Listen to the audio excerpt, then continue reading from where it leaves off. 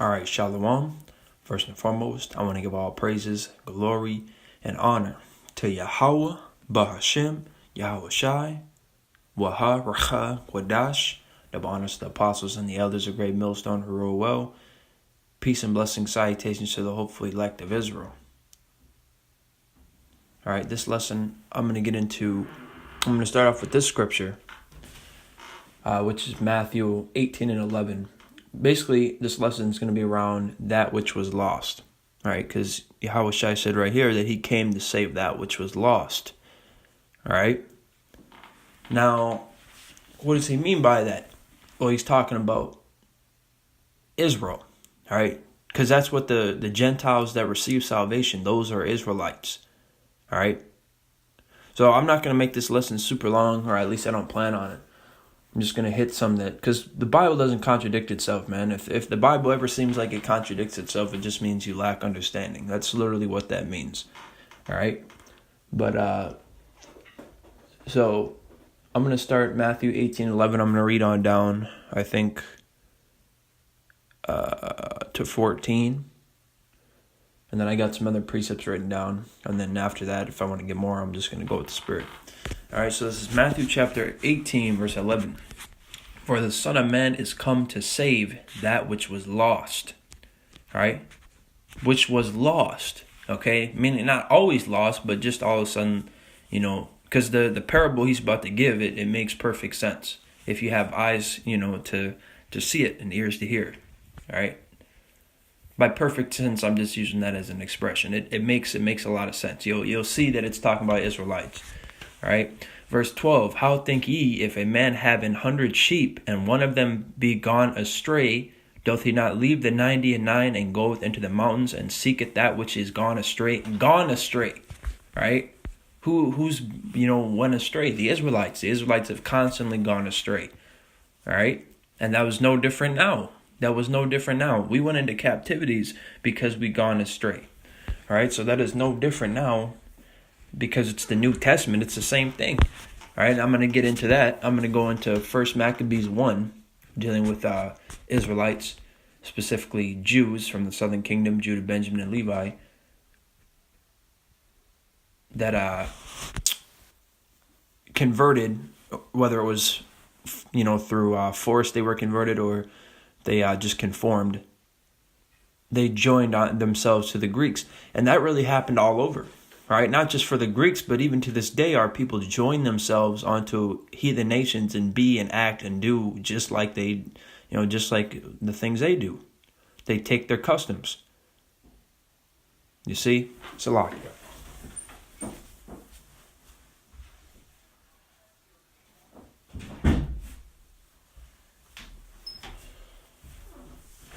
All right, Salakia. I left the cat out. All right. So, let's just keep reading. How think ye, if a man have 100 sheep, and one of them be gone astray, doth he not leave the 99 and goeth into the mountains and seeketh that which is gone astray? And if so be that he find it, verily I say unto you, he rejoiceth more of that sheep than of the 99 which went not astray. Even so, it is not the will of your Father which is in heaven, that one of these little ones should perish. All right. Now, also,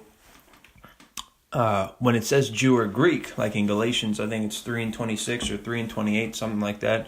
That's a scripture that Christians always love pulling out. That's talking about Greek as in Jews that conform to Greek customs, which is why you need to read the Old Testament and understand it before you try to break down the New Testament, because it's not going to make sense, which is also why you need to know history. All right.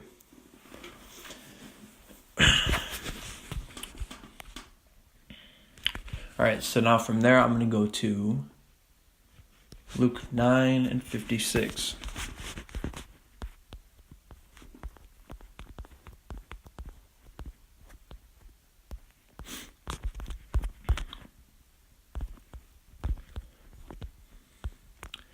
For the Son of Man is not come to destroy men's lives, but to save them. And they went to another village. All right, so he's come to save the Gentiles, being the Israelites, not the heathen Gentiles, the Israelites that turned away. But at the time, they went right to the Jews first. They only taught the people that knew they were Israelites first, right? For the most part.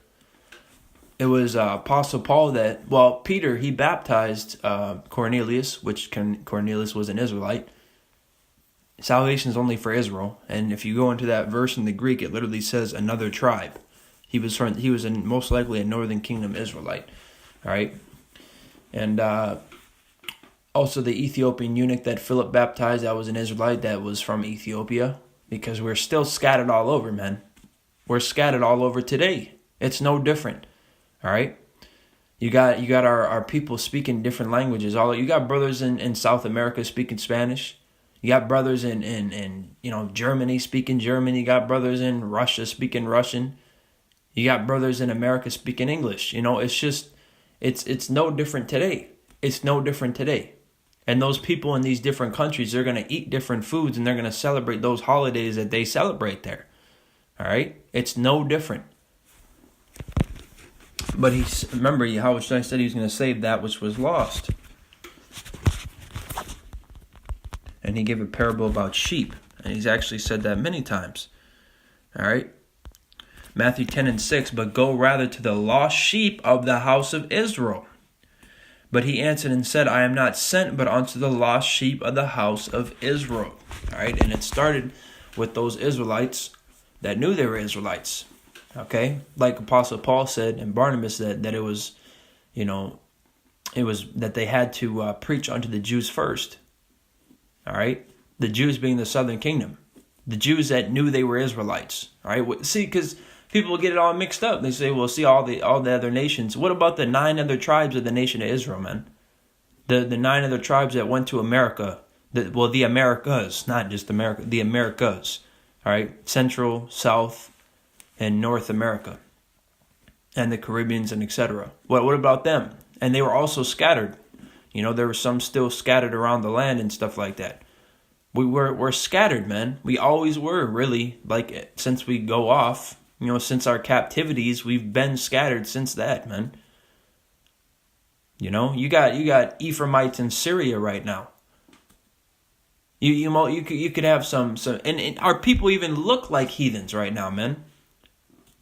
Through mingling among them, you could have a Judite that looks like a so-called Chinese man right now in China.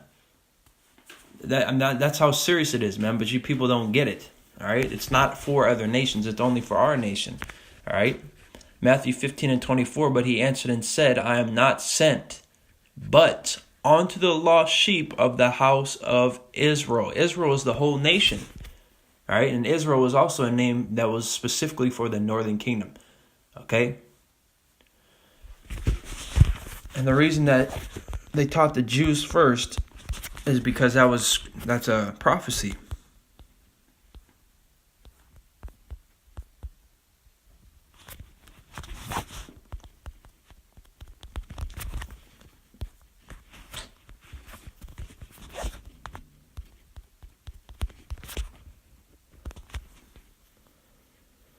This is Acts 13:45. But when the Jews saw the multitudes, they were filled with envy and spake against those things which were spoken by Paul, contradicting and blaspheming.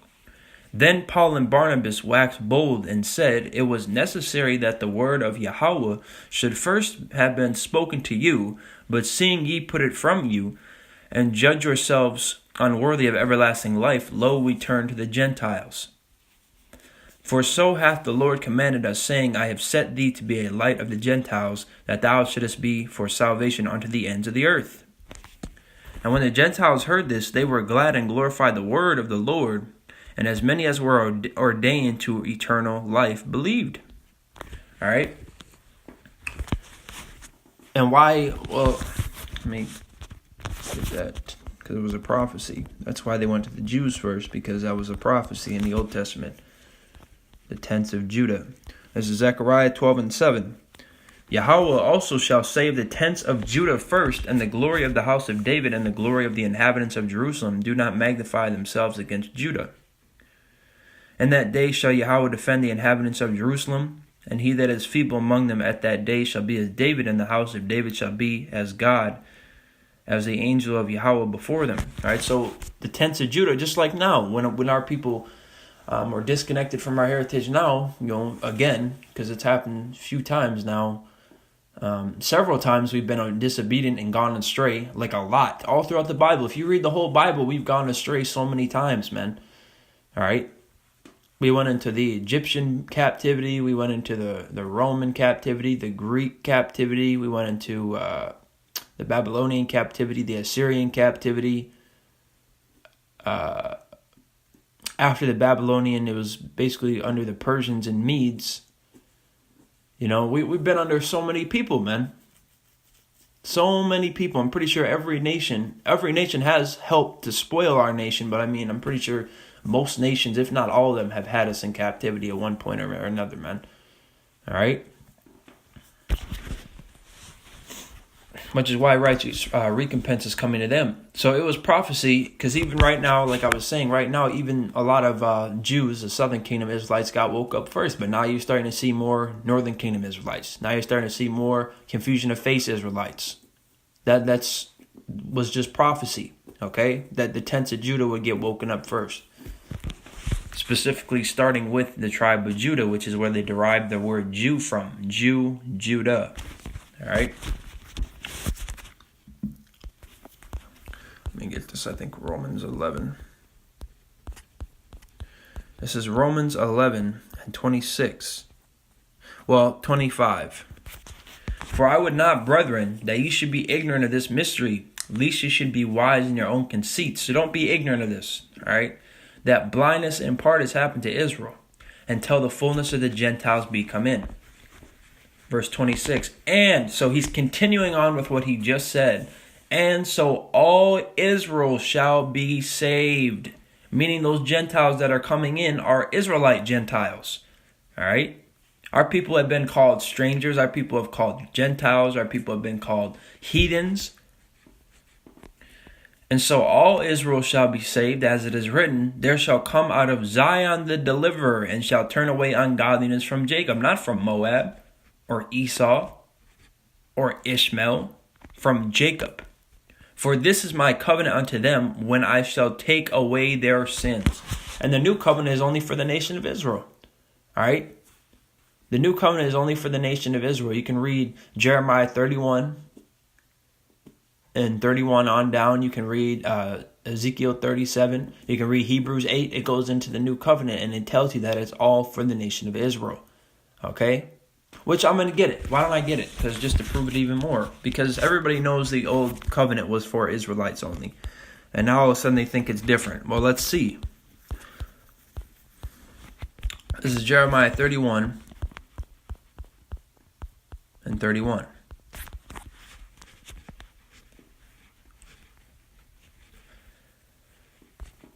Yeah, I'll start at verse 31.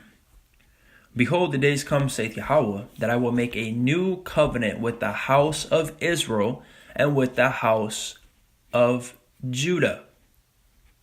That's who it's made with. Nobody else. There's nobody else there. So the whole nation of Israel. There's nobody else there. Nobody else is mentioned in that. Not according to the covenant that I made with their fathers in the day that I took them by the hand to bring them out of the land of Egypt, which my covenant they break, although I was an husband unto them, saith Yahweh. All right, Israel is known as a comely woman. Right? Israel is likened unto a woman, a wife to Yahweh. And we've constantly committed spiritual adultery and fornication. All right? But this shall be the covenant that I will make with the house of Israel. Once again, clarifying who it is. In that time, when it says house of Israel there, it's talking about the whole nation. All right? Because in verse 31, when it said house of Israel, that's the northern kingdom. And the house of Judah is the southern kingdom. But here, when it said Israel, it's talking about the whole nation. All right? Because we're going to get into it. But if you read Ezekiel 37, it says there are going to be no more two nations. Okay? So they weren't even looking at each other as the same nation anymore, the southern and northern kingdom. And even the southern kingdom, those Jews, when they saw other Jews that forgot they were Israelites and were raised to be raised in Greek customs or conformed to Greek customs, they didn't even look at them as their own people anymore. They despised them. They looked at them as heathens also.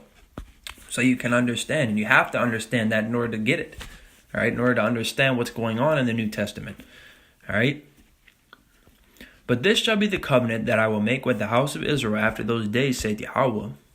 I will put my law in their inward parts and write it in their hearts, and will be their God, and they shall be my people. So how is the law done away with? It's not. Yahweh died for the nation of Israel, specifically the elect, which is why we're under grace. Meaning if you accidentally forget it's Sabbath and you cook, that's where grace comes in. All right? Or if you have to work on Sabbath because you can't take a day off or anything. That's where grace comes in. Not because I love eating bacon. That's not grace then. That's not grace. You're going to be destroyed for that. All right? And they shall teach no more every man his neighbor, and every man his brother, saying, Know Yahweh, for they shall all know me, from the least of them unto the greatest of them, saith Yahweh. For I will forgive their iniquity, and I will remember their sin no more. Now that's also important. What is sin? That's important. Very important understanding. It'll say that, it'll talk about the heathen nations, their sins and America's sins reaching heavens and stuff like that. But technically speaking, the only people that can actually physically sin, like in a literal way, like sin in a literal way, because the heathens, they sin, they have sinful behavior, but they're not under the law. All right. They're going to be in the kingdom. They're going to have to follow our laws, but they're not right now. So it'll say sins because they're, doing unlawful and sinful and terrible deeds and acts, but they're not literally under the law. All right. Read Romans the 9th chapter. It was only given to the Israelites, the law. All right. This is 1 John 3 and 4. Whosoever committeth sin transgresseth also the law, for sin is the transgression of the law. So eating pork, committing adultery, stealing, murder, idol worship, that is sin. Okay, that's what sin is. All right. Let's go to Ezekiel 37.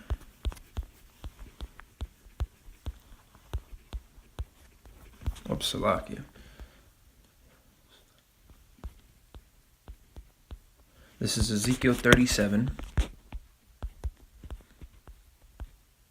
and 21. And say unto them, Thus saith the Lord Yahweh, Behold, I will take the children of Israel from among the heathen whither they be gone, and will gather them on every side, and bring them into their own land.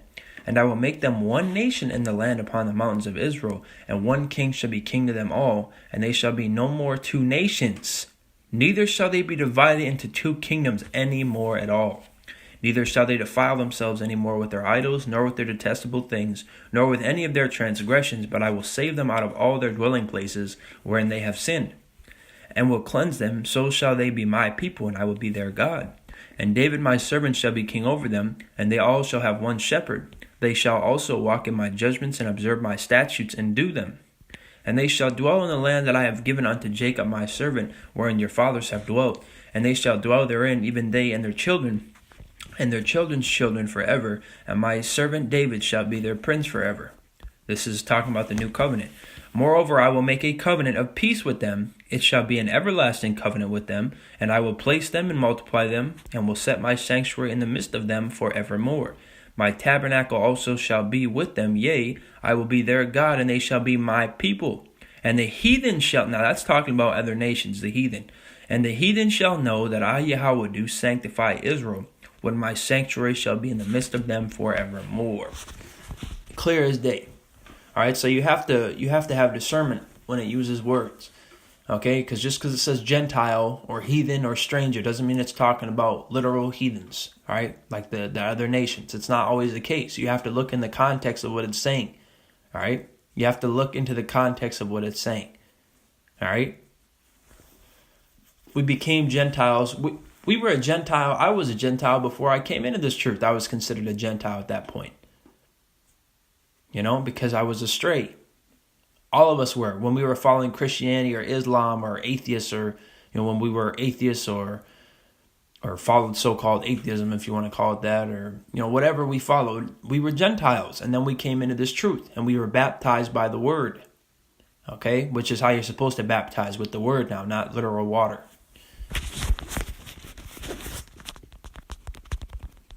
I think that's in Ephesians.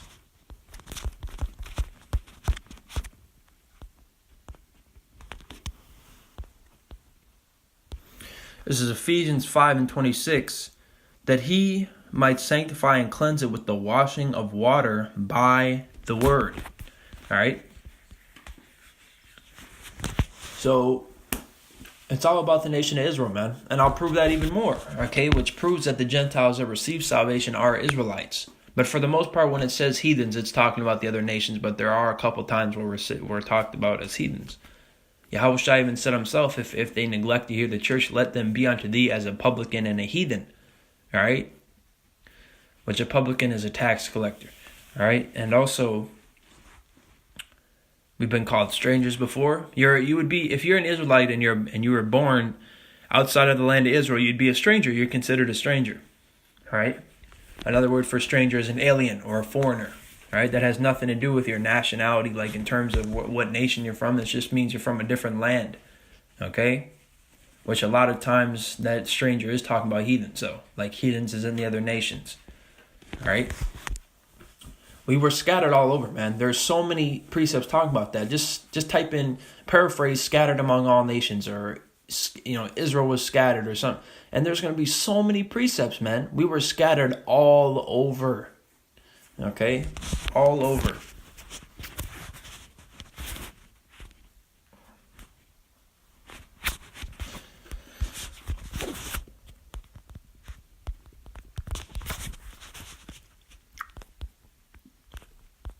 Matthew 18 and 17. And if he will salach. And salachia. All right. Let me get this. I'll start at verse 15. Moreover, if thy brother shall trespass against thee, go and tell him his fault between thee and him alone. If he shall hear thee, thou hast gained thy brother. But if he will not hear thee, then take with thee one or two more, that in the mouth of 2 or 3 witnesses every word may be established. And if he shall neglect to hear them, tell it unto the church. But if he neglect to hear the church, let him be unto thee as an heathen man and a publican. All right? Clear as day, man. I mean, there's a lot of scriptures I can get. Let me get Matthew 1 and 22. Because we know the Messiah is, we've established that over and over again. The Messiah was from Judah. Well, Matthew 1 and 21. Matthew 1 and 21. And she shall bring forth a son, and thou shalt call his name Yahushua, for he shall save his people from their sins. His people are Israel. He's a Judite. All right, Matthew 1, it goes into his whole lineage. It literally traces it from Abraham, Isaac, and Jacob to Judah, to Jesse, David, Solomon, on down to, you got Zerubbabel, so on. You can also read Hebrews 7 and 14. It says, for it is evident that our Lord sprang out of Judah, of which tribe Moses spake nothing concerning priesthood. All right, which I'll just get it. But let me just read this first. Matthew 1 and 1, the book of the generation of Yahushua HaMashiach, the son of David, the son of Abraham. All right, it says Abraham begot Isaac, and Isaac begot Jacob, and Jacob begot Judah and his brethren, and so on. You get the point. All right, it's tracing the lineage all the way down to Yahushua. He's a Judite. All right, he's a Jew. Then we go to Hebrews 7 and 4. Or 7 and 14, Salakia. For it is evident that our Lord sprang out of Judah, of which tribe Moses spake nothing concerning priesthood. All right, just to prove that that's what it says. It says, for it is evident that our Lord sprang out of Judah. So he's an Israelite from the tribe of Judah. All right.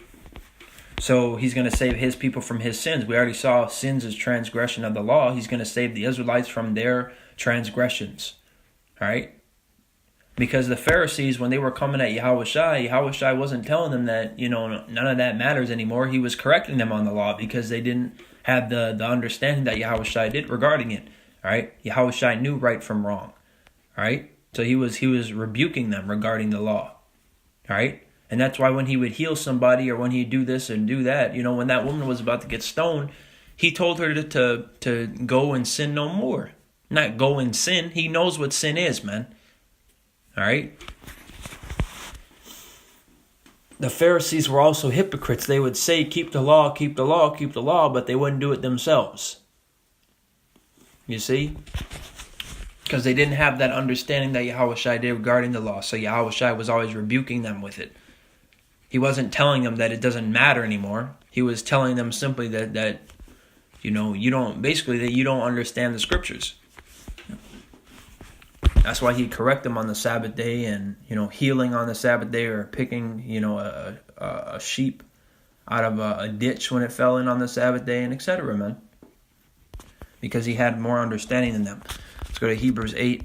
This goes into the new covenant as well, just to show you that it's still very relevant, and it's still with the same people, and it didn't change. Hebrews 8:6. But now hath he obtained a more excellent ministry, by how much also he is the mediator of a better covenant, which was established upon better promises. All right, so there's two covenants, the old and the new. The old was for Israelites, and the new was for Israelites. For if that first covenant had been faultless, then should no place have been sought for the second. For finding fault with them, he saith, Behold, the days come, saith the Lord, when I will make a new covenant with the house of Israel and with the house of Judah. So he's literally reiterating what it said in Jeremiah 31. Not according to the covenant that I made with their fathers in the day when I took them by the hand to lead them out of the land of Egypt, because they continued not in my covenant, and I regarded them not, saith the Lord, or saith Yahweh, which is the name of the Father. Yahweh is the name of the Father, which Yah means he, and Hawa means exists. He exists, or he is. And Yahweh Shai, Yah, he, Hawashai is delivers, or deliverer, he delivers, or he deliverer. All right, so Yahweh is the name of the Father, and Yahushai is the name of his only begotten Son. Not according to the covenant that I made with their fathers in the day when I took them by the hand to lead them out of the land of Egypt, because they continued not in my covenant, and I regarded them not, saith the Lord. For this is the covenant that I will make with the house of Israel after those days, saith the Lord. I will put my laws in their mind, and write them in their hearts. And I will be to them a God, and they shall be to me a people. And they shall not teach every man his neighbor and every man his brother, saying, Know Yahweh, for they all shall know me, from the least to the greatest. For I will be merciful to their unrighteousness, and their sins and their iniquities will I remember no more. In that he saith a new covenant, he hath made the first old. Now that which decayeth and waxeth old is ready to vanish away. All right, we're coming into the times of the new covenant. All right, that's when our kingdom is established. That's when the laws are going to be written in us. And since the laws are going to be written in us, we're not going to sin. And since we're not going to sin, we're not going to die in that sense. There's going to be no more death. And let me get that. Let me get Revelations. This is kind of, taking a turn through the Spirit, but it's all wrapping in together, right? Showing that those Gentiles were Israelites, right? Because they fall into the new covenant. So the only possible thing you could say is, well, then people are spiritual Israelites. You can't convert to being an Israelite in that sense, all right? Either you're an Israelite by patrilineal or you're not. This isn't a color thing, though. If you're an Israelite by patrilineal, then the new covenant applies to you. All right, you can't just, I'm going to be an Israelite all of a sudden. I want to be an Israelite now. No, it doesn't work like that. Okay, it's by bloodline. All right. Revelations 20 and 14 and 15. Now this scripture, verse 14, is going to cut that Christianity hell doctrine. All right, because hell is three things. Hell is a condition. All right, hell is the grave. So if you were to bury your pet, like in the backyard, you'd be burying him into hell. All right, which we went into that. And the third is Gehenna, which is a valley where they burned garbage and where they sacrificed onto Molech and other idols. All right, and so it says, and death and hell were cast into the lake of fire. So how is hell the lake of fire? It's not. All right, because it can't be casted into itself. That makes no sense. This is the second death. The first death was the flood of Noah, all right, when Noah built that ark.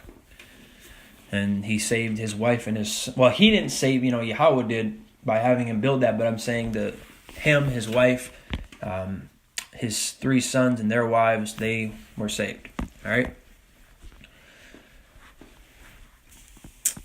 So the second death and that lake of fire is that nuclear destruction, all right, that nuclear desolation that's coming, all right. Verse 15, and whosoever was not found written in the book of life was cast into the lake of fire. Right? The elect are written in the book of life. So death and hell, that means death and a bad condition. All right, suffering, bondage, sorrow, crying, all that. And how do we know that for sure? Because it tells you in the next chapter. Revelations 21:4, and Yahweh shall wipe away all tears from their eyes, and there shall be no more death, neither sorrow nor crying, neither shall there be any more pain, for all the former things are passed away. For the Israelites, all right, there's going to be no more death or sorrow or pain or crying or any of that, or lowest state or bondage for the Israelites. And a main reason for that is because we're not going to sin. Because when we would sin, that's when we would go off. All right, that's when we'd be destroyed, or you know what I mean. That's when we receive judgment. That's when we go into bondage. That's when we be put on the bottom. Let me just get a quick scripture on that. Deuteronomy 28:15. You can also read the whole book of Baruch. It basically goes into that, which it's only 6 chapters, but it's very heavy. Deuteronomy 28:15, but it shall come to pass, if thou wilt not hearken unto the voice of Yahweh thy God, to observe to do all his commandments and his statutes, which I command thee this day, that all these curses shall come upon thee and overtake thee. All right? And that's verse 16 to 68 is the curses that fall upon us. All right, these curses are starting to get lifted off of us and fall onto the heathens now, specifically Edom. All right, but they're still on us, But we're in the end of Esau and the beginning of Jacob. All right, 2 Ezra 6, verse 7 and 9. You can read those. But I'm going to continue on. Let's go into the elect, the people that are going to be saved on the first go-around. Because it said all Israel is going to be saved. This is Revelation 7. I'm going to start at verse 4. And I heard the number of them which were sealed. There were sealed 144,000. There were sealed 144,000 of all the tribes of the children of Israel. All right, so 12,000 from each tribe. And it goes into that. All right, from verse 5 down to verse 8. Now this is where they're like, see, this is where the other nations come in. Well, let's see. This is Revelation 7 and 9. After this I beheld, and lo, a great multitude, which no man could number, of all nations and kindreds and people and tongues, stood before the throne and before the Lamb, clothed with white robes and palms in their hands, and cried with a loud voice, saying, Salvation to our power, which sitteth upon the throne, and unto the Lamb. All right? So it's like, okay. Well, and also Yahweh said several times that we shall be to him a people, and he shall be to us a God. But let's just, because a lot of people still, wouldn't see that. I'm sure, they'd be like, well, no, because it says of all nations. And okay, once again, we were scattered among all nations, and we even look like all nations. But okay, let's just use the scriptures, and we're going to, because literally we turn to Revelation chapter 5, and it already breaks down what that multitude is. All right, this is Revelation chapter 5, verse 9.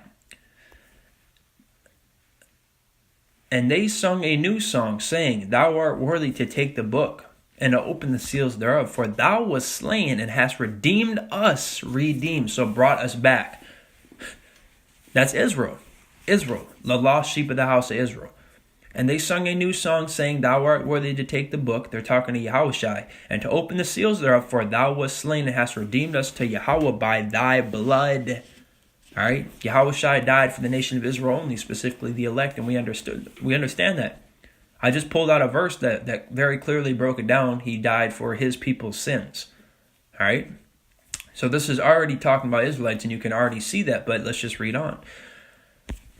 And hast redeemed us to Yahweh, meaning brought back, that's the lost sheep, by thy blood out of every kindred and tongue and people and nations. That broke it down right there. It says right here, let me read it again. And hast redeemed us to Yahweh by thy blood, out of every kindred and tongue and people and nation, and hast made us unto our power kings and priests, and we shall reign on the earth. That's going into Jacob ruling, right? The kingdom being set up. Once again, you can read 2 Ezra chapter 6, verse 7 and 9. All right? Which, as a matter of fact, just let me get it. Might as well. 2 Ezra 6, 7 and 9. Then answered I and said, What shall be the parting asunder of the times? Or when shall be the end of the first and the beginning of it that followeth? And he said unto me, From Abraham unto Isaac, when Jacob and Esau were born of him, Jacob's hand held first the heel of Esau. For Esau is the end of the world, and Jacob is the beginning of it that followeth. All right? Which we know that our kingdom, the kingdom of Yahweh, Yahushai, for the Israelites, that's going to be eternal. Okay? And you other nations are going to go into slavery. And you Edomites, you're going into the worst slavery because you've done the worst to us out of all the nations. And after 1,000 years, you're going to be done away with. Read Obadiah. It's one chapter, but it's a chapter that you Christians always try to skip over like it doesn't exist. It has not happened yet. All right? So now that we read that, I guess we should probably, because it said, thou hast made us unto our power, a nation of kings and priests. That was actually in Exodus, it speaks of that.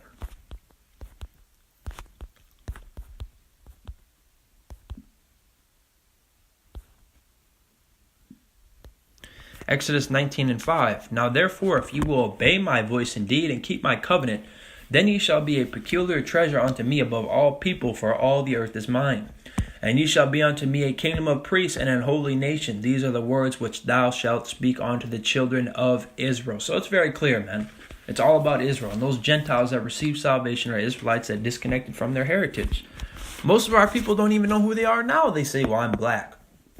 Excuse me, Salaki, or I'm Mexican, or I'm Puerto Rican, I'm Cuban, or I'm Native American, or I'm Afro-American, or I'm African-American. All these different bywords, man, which is curses. That's part of the curses. All right, thou shalt become a byword. Or something like that. It's in Deuteronomy 28. Let me get that.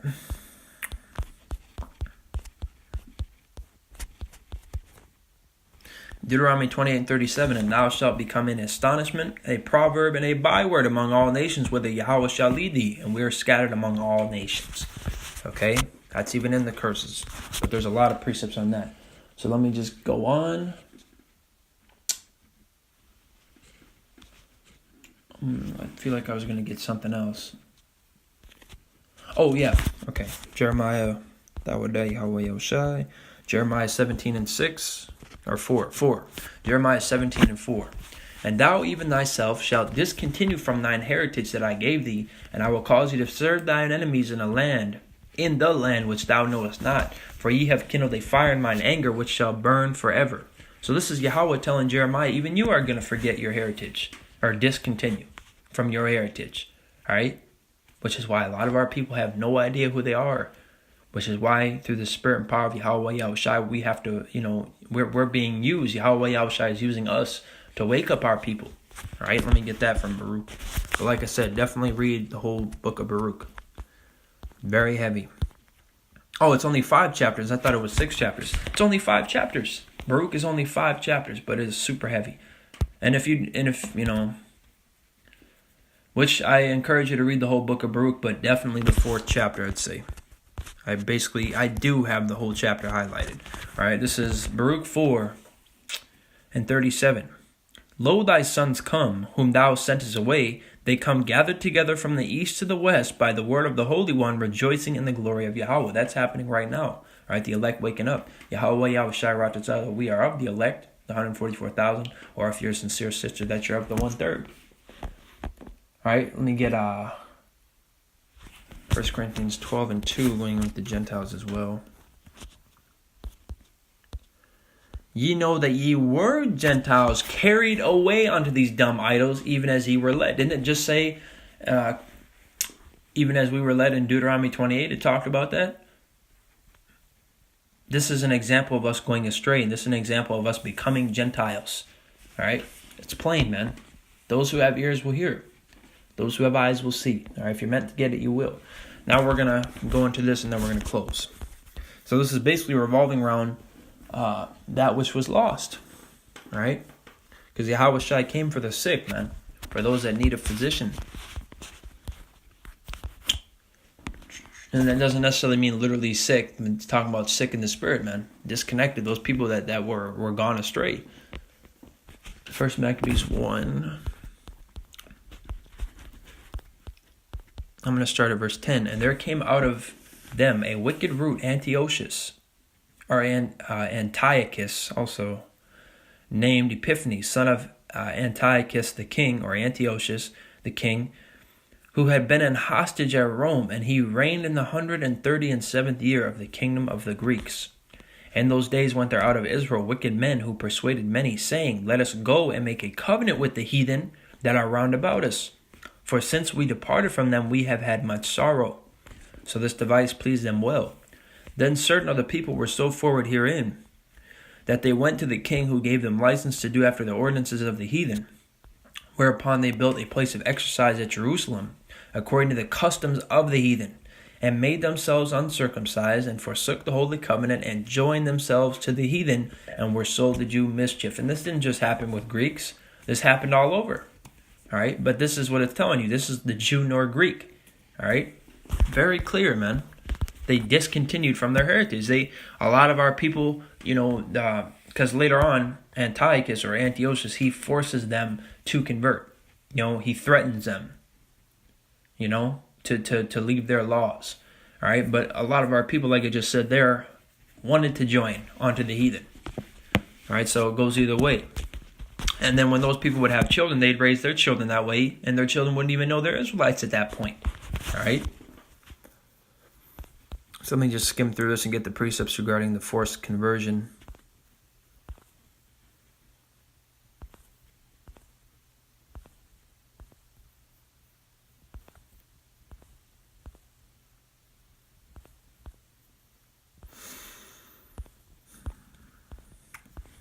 Verse 41, moreover, King Antiochus wrote to his whole kingdom that all should be one people, and everyone should leave his laws. So all the heathen agreed according to the commandment of the king. Yea, many also the Israelites consented to his religion, and sacrificed unto idols, and profaned the Sabbath. They became Gentiles.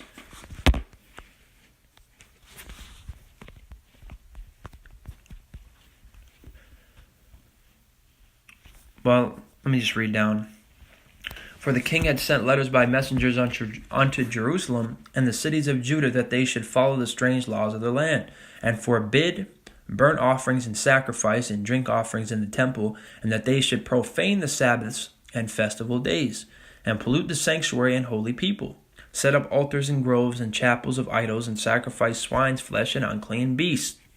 That they should also leave their children uncircumcised. And they were literally leaving them uncircumcised, but they were, when it says they became uncircumcised, that means spiritually, right? They disconnected from their power, from Yahweh, because Yahweh Shai wasn't on the scene yet. They discontinued from their heritage. They joined the heathen. They became uncircumcised in the spirit, right?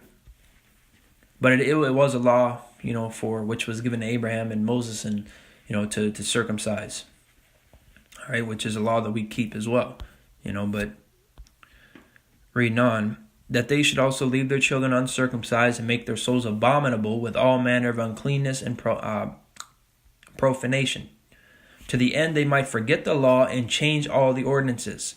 And whosoever would not do according to the commandment of the king, he said, he should die.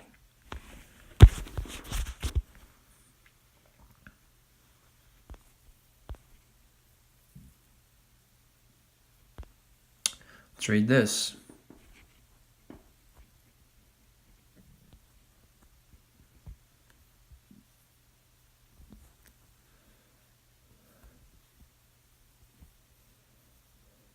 Well, let me read this. 52, I'm just going to read on down.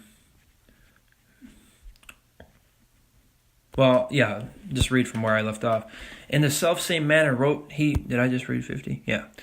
In the selfsame manner wrote he to his whole kingdom, and appointed overseers over all the people, commanding the cities of Judah to sacrifice city by city, sacrifice swine's flesh, which was abominable. Then many of the people were gathered unto them, to wit, every one that forsook the law.